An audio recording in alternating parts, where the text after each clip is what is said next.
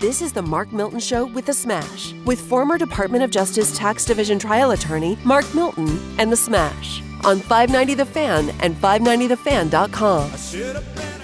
All right, welcome to the Mark Milton Show with The Smash, 4th of July weekend edition. Good to be with you, Smash. How you doing today? Buddy, I am fine. I listen to the song, Should Have Been a Cowboy. I look at you and I think, what kind of cowboy would you be? Would you be... Not a very good one. Yeah, I was thinking, well, you wouldn't be like a rough, tough paladin wear, do you? You'd be more of a dandy type of guy. Guy's got some style to him. One of those kind of cowboys, but not afraid to shoot to kill. Yeah, well, that's what I love about you. Oh, I appreciate that. Should have been a cowboy. So this is the Mark Milton Show. We're broadcasting from the Miller Furniture Studios. Just a reminder, Miller Furniture has their half-price sale running through July 7th, so be sure to visit them at their stores in Belleville or Lake St. Louis. You can visit them online at Muellerer furniture.com. Well, we're kicking things off today. We have a very special guest, candidate for St. Louis County Executive. Mark Mantovani is joining us. The election, the primary is August 4th. Mark, welcome to the program. Thanks so much, Mark, for having me. Yeah, we're very fortunate and grateful to have you. So you are running for county executive. You ran in 2018 and narrowly lost to a man who now sits in federal prison. That's right. I forgot about Steve Stenger. What motivated you to give it another shot here in 2020? Well, I guess we have to talk about why I ran in 2018. The fact is that, like a lot of St. Louisans, I believe, I have been dissatisfied with the trajectory of our community over decades, not years, but decades. I frequently talk to young people about the fact that St. Louis, when I was growing up, had a very different feel to it. Not that it worked perfectly for everybody, of course, but the community had a degree of prominence that it has lost. When I was a kid growing up in Afton, the city of St. Louis was the 10th largest city in America, and our peer cities were places like Boston and San Francisco and the like. And really, over the course of my lifetime, I have been witness to the decline of our community in terms of its significance, and I think it's reflected in the kinds of opportunities that are available today for young people and minorities. And so, after I finished my professional and business career, I looked around and wanted to serve the community in a way to help it achieve its potential in a fuller way. I thought a lot about serving on not-for-profit boards and whatnot, as I've really done for much of my adult life. And I came to the conclusion, frankly, that the people in St. Louis are no different than people in other places, but our leadership has been substandard. And I thought that I could provide a different level of leadership with a different view, a different vision for our community than what has been offered by our local leadership. A lot of people asked me to do this, so there was a lot of encouragement. And so after losing by a whisker in 2018, immediately it started up again in terms of people approaching me and asking me if I would give it another try. And I sat back hoping that things were going to change with different leadership after Steve Stenger left town, and regrettably came to the conclusion that we're on the same path. And so I felt it was sort of unfinished business, and decided to do it again.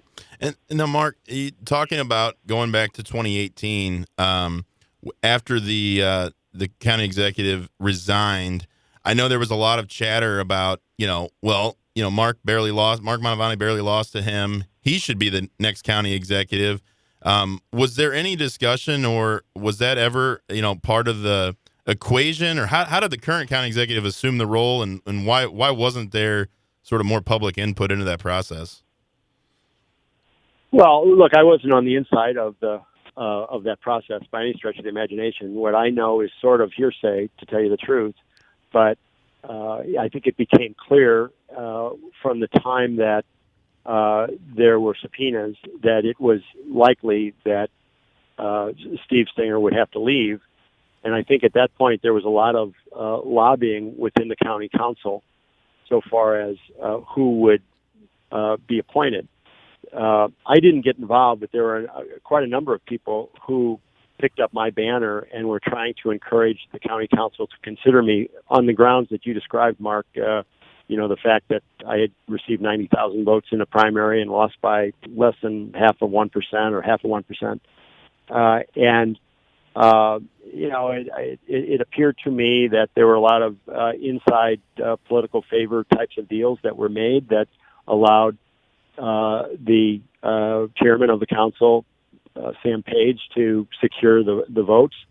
I know there was some support of me on the council. I did speak to the members of the council.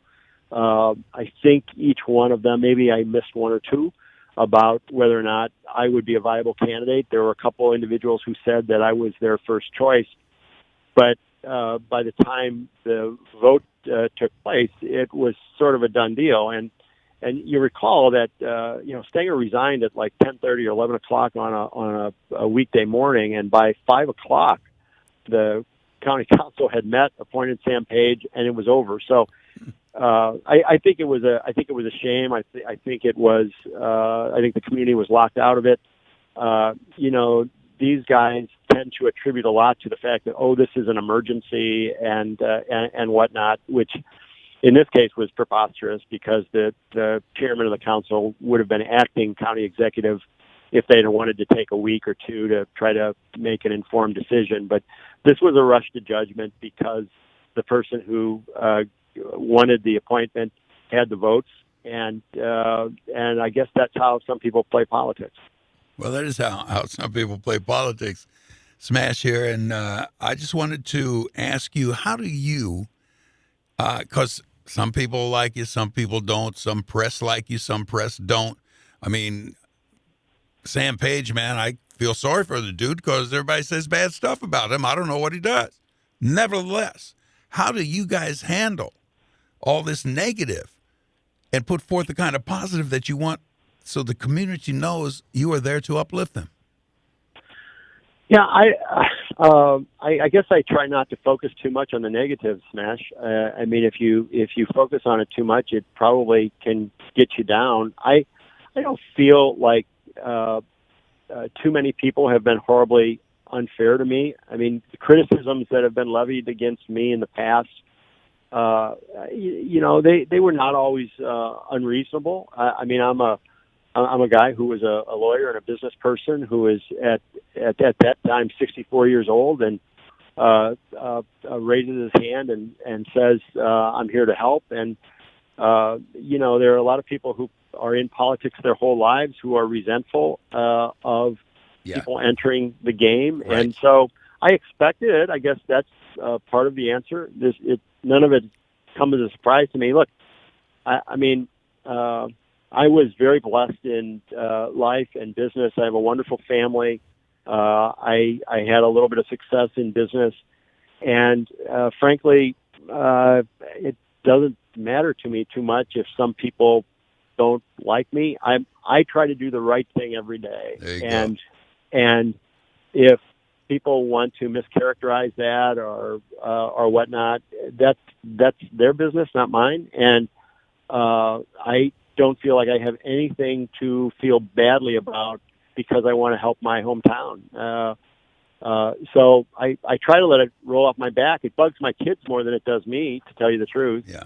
And the other thing is I've made so many friends that I would have never had the chance to make. For sure. And so there are more pluses to it than there are minuses. Well, and Mark, I've gotten to know you, and obviously I know your family, and one of the things I find most refreshing is that you don't need to do this. I think so many politicians need the office they're in, need the next one, and you truly are running because you think you can make a difference, and I find that very refreshing. I want to talk to you about, and I think this plays into kind of why you're running in terms of making St. Louis more attractive for business, for young people. There were some comments this week in the Business Journal from Michael Neidorff, who's the CEO of Centene. Obviously, Centene has a huge footprint in the St. Louis area, and there was an article discussing that they had decided to open a East Coast headquarters in Charlotte, North Carolina.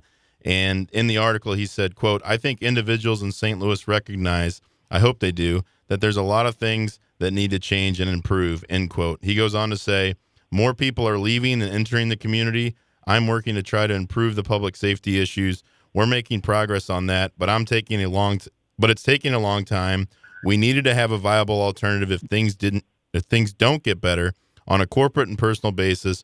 We recognize that Charlotte has their act together," end quote. Obviously, the implication is St. Louis doesn't have its act together. As county executive, what would you do to try to persuade an executive like Michael Neidorff that St. Louis is a place for business, a place that you can grow, a place that you can attract young people and talent? Well, I have a lot of thoughts about this. First of all, ironically, I agree with him about the fact that we have a lot of fundamental challenges that have not been addressed effectively. That's at the core of why I've tried to run for office a couple of times. Across almost every variable, St. Louis has, in my opinion, underperformed.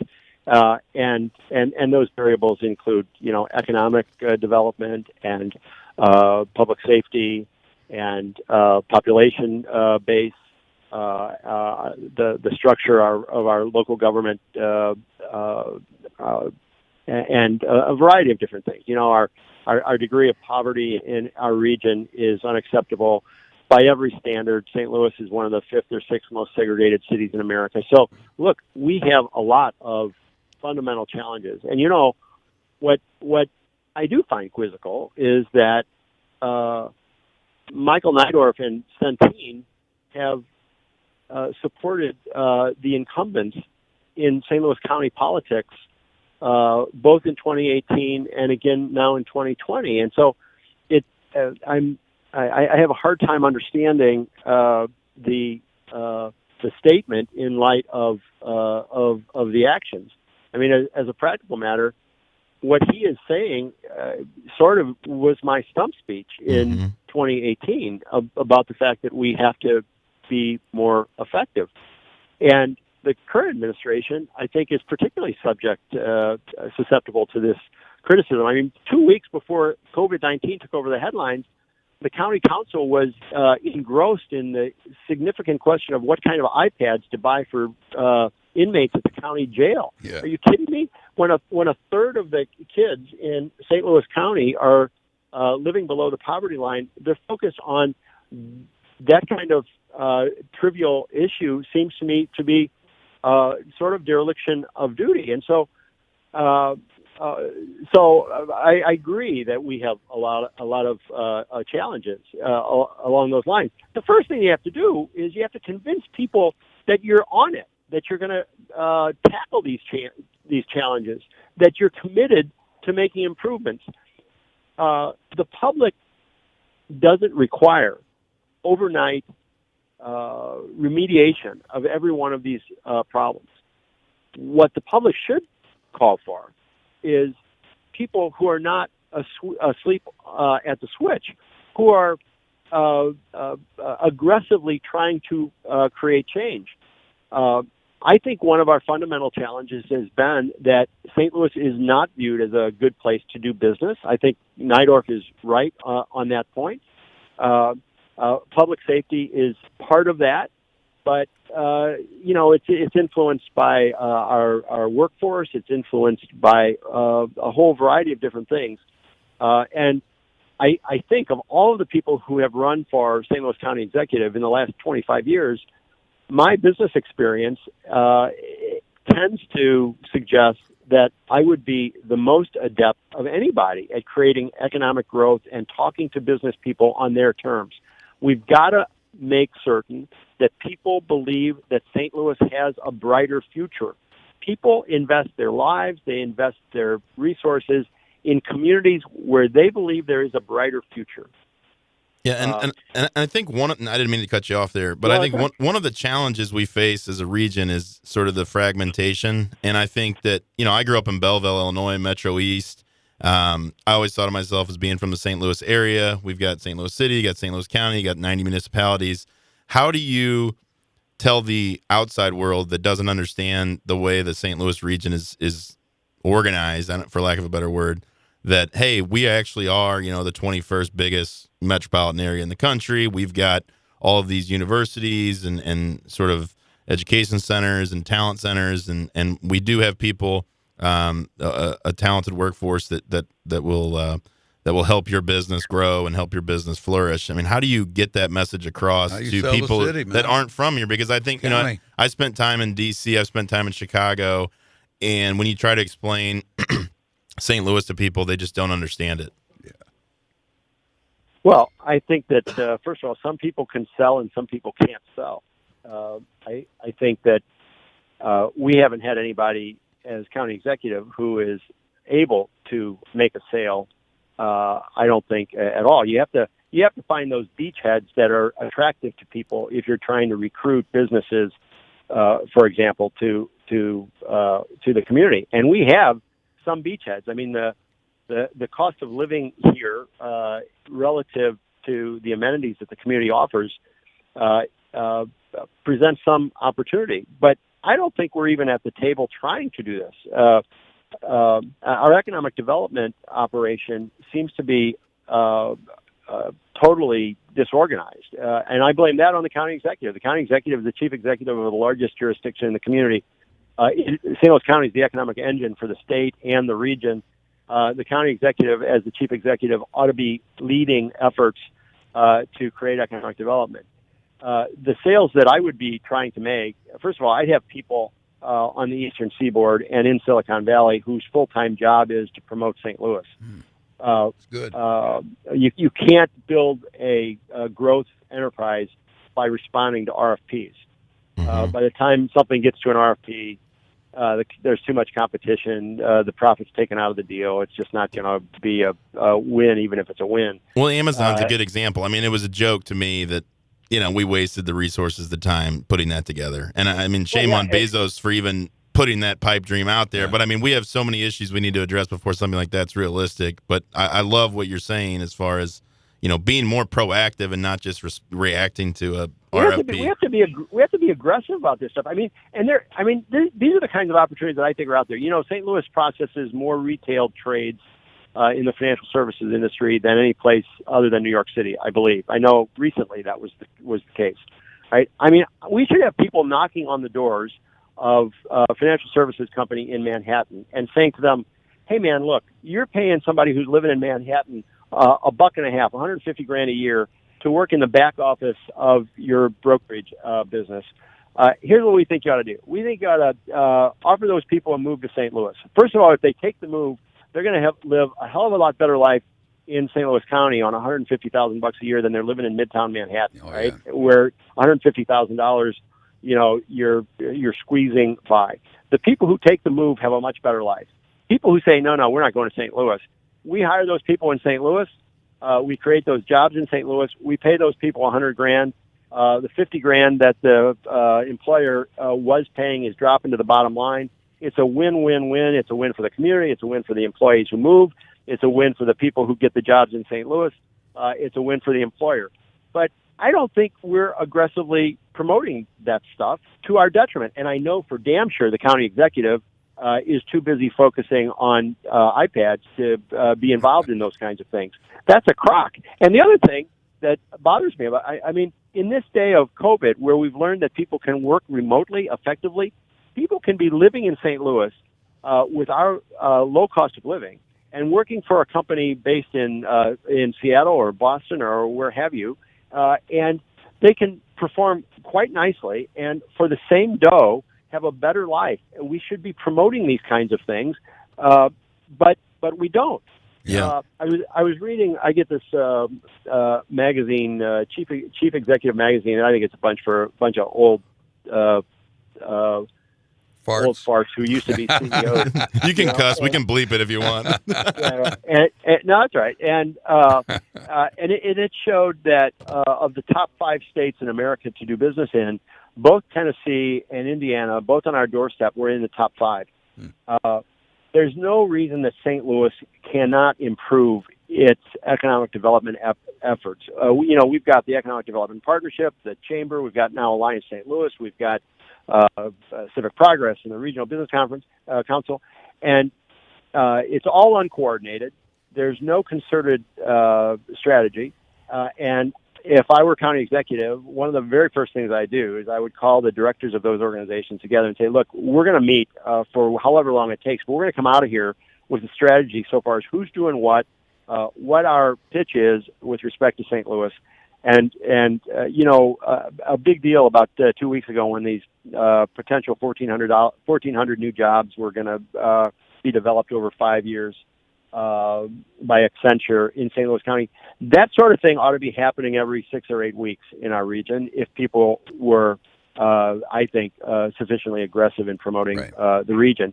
But you have to convince those other third-party employers that you're on it, that you're gonna improve the public safety issue. We're going to improve the poverty issues. We're going to improve the quality of our public education. But by talking about it, you make people feel that you're on it. Let me ask you this, Mark. Talking with Mark Mantovani here on the Mark Milton Show. Just a moment ago, you in talking about the current county executive, I didn't catch it all. Did you say that's a Croc or he wears Crocs? I said that I meant that the focus on secondary issues is a Croc. Okay, got it. Thanks, Mark. And here's my perspective on St. Louis also. I mean, not only is it a low cost of living place, but I feel like we have some of the greatest amenities in terms of entertainment, restaurants, really transportation. And one of the things that Mr. Neindorf touched on was the MetroLink. And I look at the MetroLink, having lived in D.C., where we had, I won't say great public transportation, but you used it. It was functional. You got around. At 16 years old, I took the MetroLink over from Belleville, Illinois to Busch Stadium and got a job as a busboy in the Stadium Club. Yeah, I worked in the Stadium Club. And so today, there's no way in hell I would let my 16-year-old kid get on the MetroLink and do something like that. And I think it is a very untapped resource that we have. But he points out, we've been trying to get turnstiles and nothing's happened. It's just mind-blowing to me that we have a system where you can literally just get on without a ticket, and you rely solely on, a sort of an honor system. I mean, it's horrible for security. So it's like things like that. Like, how do you change those kinds of issues, and how do you, get people who aren't from here to view St. Louis as a safe place, as a place that they want to raise their family? Well, on the MetroLink thing, I think what you do is you convene the people who are engaged with MetroLink by state, the police. You try to ascertain what the investment's going to be, what's necessary to make those kinds of improvements, and then you go about seeing how you raise the dough. Again, what I don't understand about Neindorf's position is that Sam Page has been in control of the county council. He's been now in the county executive's office, and Neindorf's people at Centene are Sam Page's biggest contributors. So, I'm having a hard time reconciling his frustrations with his support of people who I perceive to be status quo kinds of career politicians. No, I totally agree with you. And to me, this is like a low-hanging fruit issue. This seems very solvable, something that is tangible. You can get it done. You tell the region. I think it's a big dough item, Mark. I think to create, it's not just the turnstiles. It's, it's then enforcement of that. Everybody has been washing their hands relative to enforcement of additional peace officers, whether they're a dedicated force or whether it's the county guys or whether it's trifurcated across the lines or whatnot. But look, the bottom line is that the county executive should be kicking butts if there isn't adequate safety on there. And I frankly haven't heard him speak to it. I haven't either. And why not? Why not? I don't understand he's focused on iPads for the jail, but he's not focused on the safety of our public transportation. Well, exactly, and you've got Scott Air Force Base is connected there. There's talk of expanding that footprint, which I think people don't realize what a big economic driver that is for the region. Right. And so it's like you've got this great footprint of public transportation. 20 minutes, 30 minutes from the airport downtown, but it's like who wants to do that? I mean, people just don't feel safe. Here's one of the contributing factors to those issues. Nobody in our region. No leader in our region steps up to speak on behalf of the region. They're all parochial in their orientation, right? And so Sam Page focuses on stuff in the county, and Mayor Cruson on stuff in the city, and Mark Kern stuff across the river and whatnot. Now, we have East-West Gateway Council, which is supposed to take more of a regional view of these things, but they don't, right? And this gets into this question about our fragmented government that you alluded to previously, Mark. I think it's incumbent on the St. Louis County Executive to be the leader of creating a different commitment to regional progress. The fact is, maybe some folks in the county wouldn't like this about me, but if something good happens in the city in terms of new jobs or infrastructure or whatnot, I'm going to celebrate that as county executive. This is just one place, man. This is just St. Louis. To decision makers in China or frankly on the East Coast or West Coast, St. Louis is just St. Louis. And these parochial politicians who are always subordinating regional commitment to their parochial interests really work to our detriment. So what would I do about that? Well, I think I'd set a different example. All right. I think I would speak to those leaders and I would speak to the community about the fact that we have got to focus more on our regional performance than our narrow self interests. Until we do that, Nashville and Kansas City and Indianapolis are going to keep kicking our ass because we that one you might want to beep out because we continue to bring our fragmented parochial interests to competitive decisions while these other communities are focusing on their regional development and that makes other decision makers very nervous about whether or not they'll get the kind of support they need from the region. Agree with you 100%. So we got 2 minutes left. All right. The primary is on August 4th. It's coming up. In 2 minutes, tell us, beyond what you've already told us, why should voters go grab a Democratic ballot and vote for you in the primary? Well, I think that because of all of these problems and challenges that we have that are not really being dealt with, people who believe that St. Louis has potential that is not being optimized by current leadership, people who believe that the quality of our leadership is substandard, have a different choice in me. I'm not a career politician like my two principal opponents. I've had success in other ventures throughout my life. I've studied state and local government, so I'm not just a business guy trying to turn this into a business operation.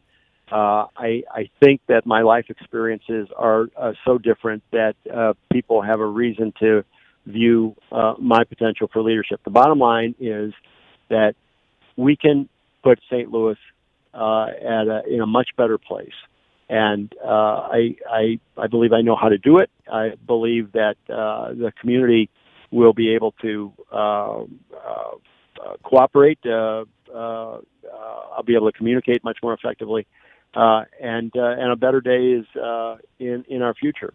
The bottom line is we want to create better lives and more opportunity, more economic growth for the people in St. Louis. And I'm the only candidate that's got that competency. All right. That is Mark Mantovani, candidate for County Executive, St. Louis County. You're listening to the Mark Milton Show. We really appreciate you being with us. We wish you the best.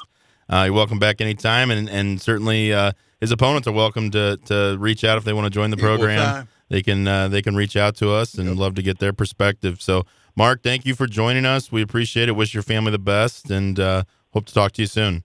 Thanks so much. It's great to be with you guys. Yeah, you too. All right, you're listening to the Mark Milton Show with the Smash from the Miller Furniture Studios here in Kirkwood, Missouri. We'll be right back in a minute.